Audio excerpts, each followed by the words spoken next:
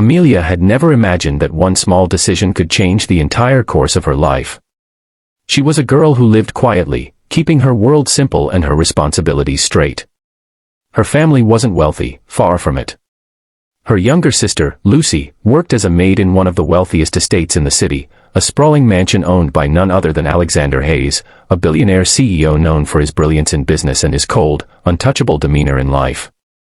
Amelia was protective of Lucy, who was fragile in both health and spirit, and when Lucy fell ill one bright Monday morning, fever burning her body, Amelia had no hesitation. "Stay home, Lucy," she whispered, pressing a damp cloth to her sister's forehead. "I'll cover your shift today. Just rest." Lucy's wide eyes filled with worry. "But, Amelia, Mr. Hayes, he doesn't like strangers. He'll be furious if he sees you instead of me." Amelia only smiled, brushing her sister's hair back gently. "He won't even notice me. I'll keep my head down, clean what needs cleaning, and come back. No one will know." She had no idea how wrong she was. The Hayes mansion stood like a palace at the end of a long, tree-lined driveway. Amelia's breath caught when she first saw it, a towering building with white marble columns, glass windows stretching to the sky, and gardens manicured so perfectly that it felt like stepping into another world.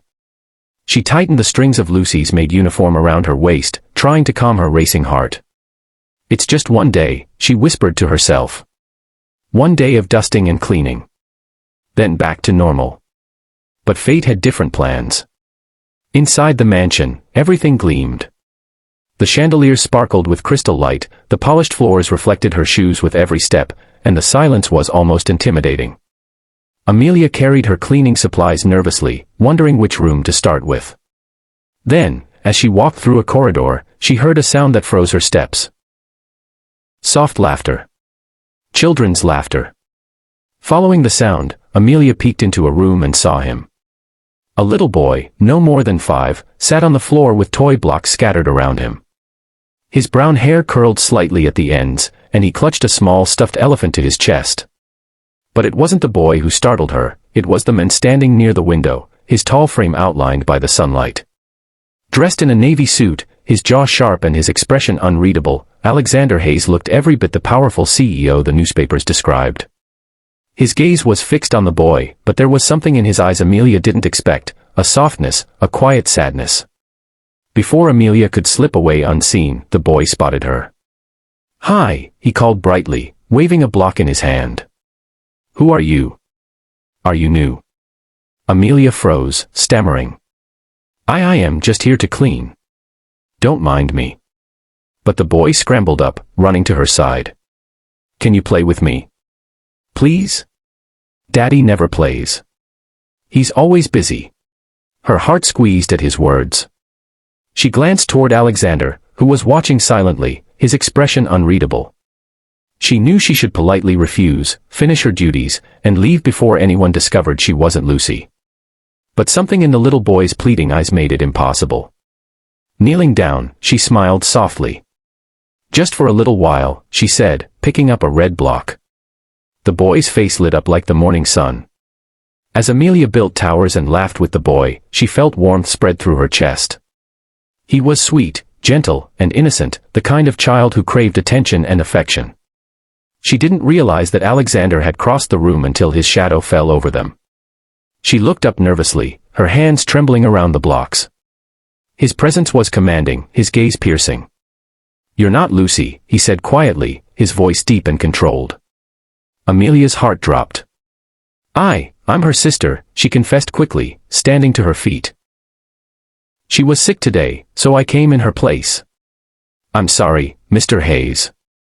I'll leave immediately." She expected anger, dismissal, maybe even a threat to fire Lucy for letting her sibling interfere. But instead, Alexander's gaze shifted to his son, who clung to Amelia's hand tightly.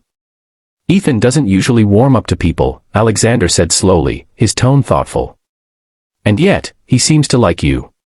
Amelia didn't know what to say. Ethan looked up at his father, tugging her sleeve. "Daddy, can she stay? Please? She's fun." For a moment, silence filled the grand room. Then, Alexander spoke again, his eyes locking with hers. For today, you stay. I'll decide after that. Amelia's life had just taken a turn she could never have foreseen. The following days unfolded in ways Amelia never could have imagined. She had stepped into the Hayes mansion thinking she would be there for only a few hours, but one simple "stay" from Alexander had shifted her world entirely.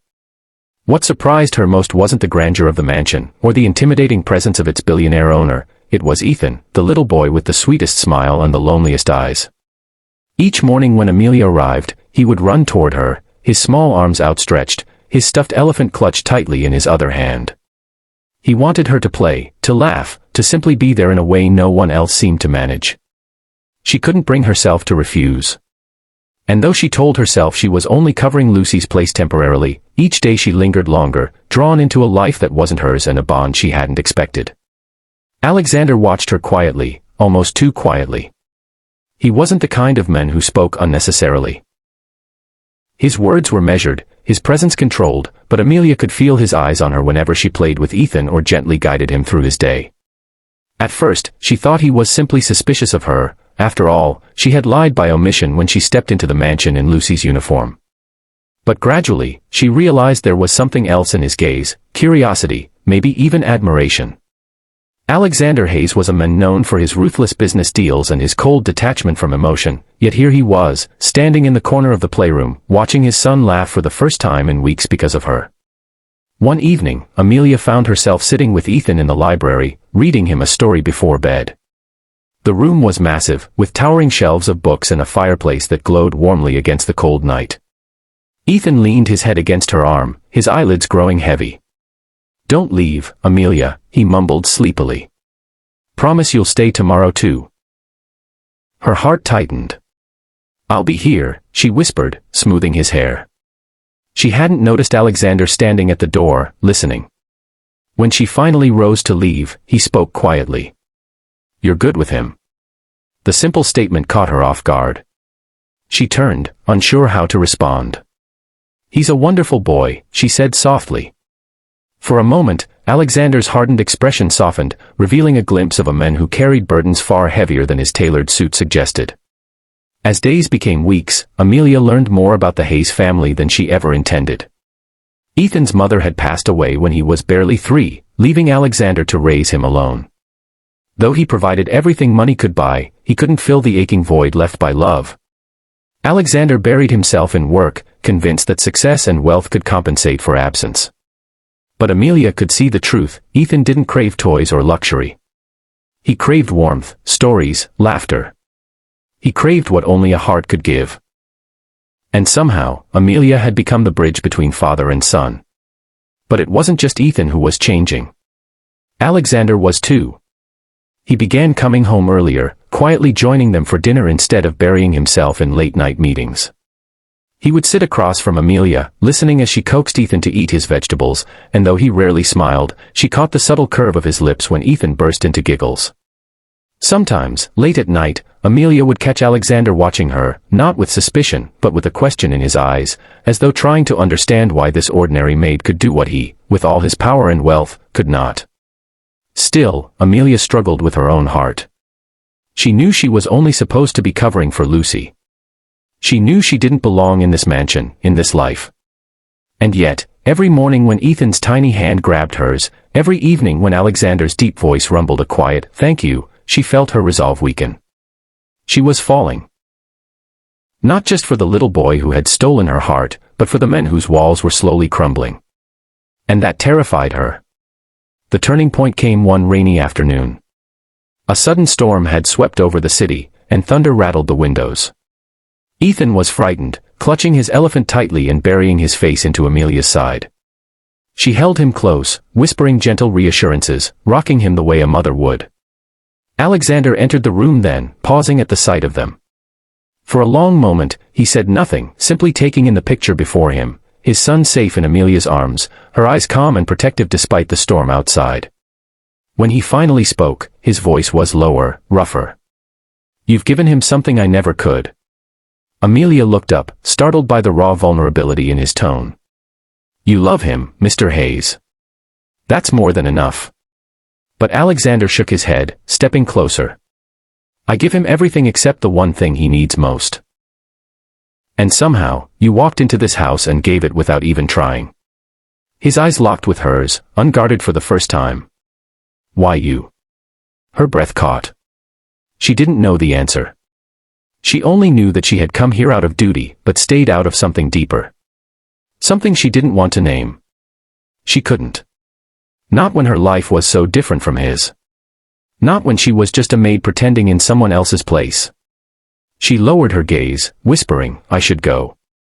But Ethan's voice cut through the silence, soft and pleading. "Don't go, Amelia.